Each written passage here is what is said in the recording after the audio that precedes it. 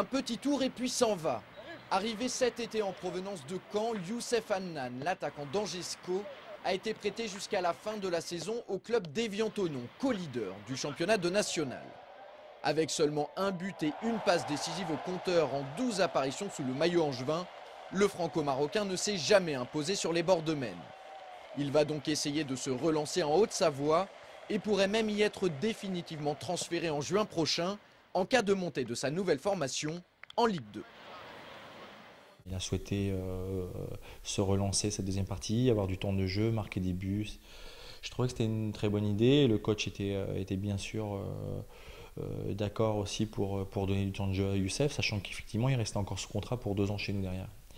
Bon voilà, Évian-Thonon souhaite monter et dans ce cas-là on se reverrait parce que peut-être il y aurait une option pour récupérer Youssef l'année prochaine.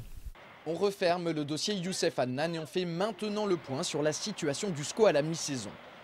Après une première moitié de championnat décevante, les hommes de Jean-Louis Garcia ont terminé 2009 en beauté avec une victoire 2-1 contre Nantes, à la Beaujoire s'il vous plaît.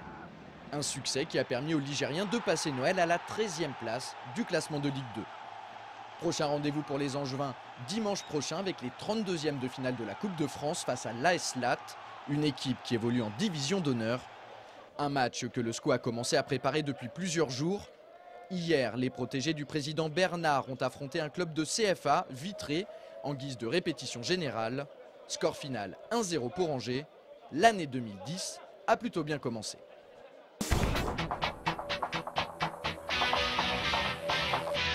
S'il y a une équipe qui n'a pas chômé pendant les fêtes de fin d'année, c'est bien les Ducs d'Angers.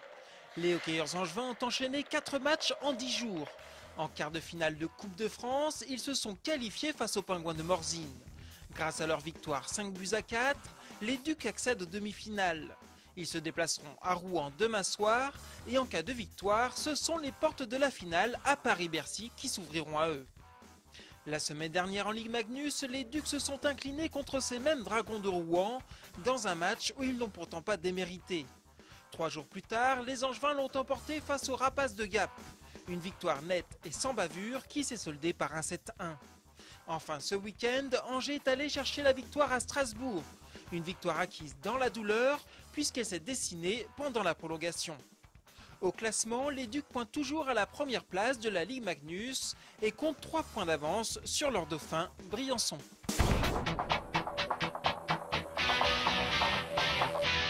En basket, après 16 journées de championnat de National 1, le bilan des 2 équipes angevines engagées n'est pas tout à fait le même.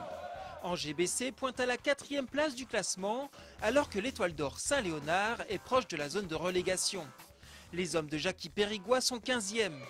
Mais pour la prochaine rencontre de ces 2 équipes, la logique du classement sera à mettre au placard. Le match opposera en effet l'ABC à l'Étoile d'Or vendredi soir. Un derby chaud bouillant qui se déroulera à la salle Jean-Bouin.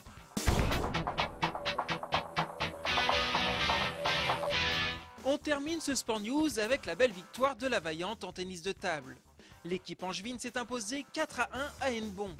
Après 7 journées de championnat, la Vaillante reste invaincue et peut prendre la tête du championnat dès demain soir. Les pongistes angevins rencontrent le leader Pontoise à 20 h à la salle Jean Moulin.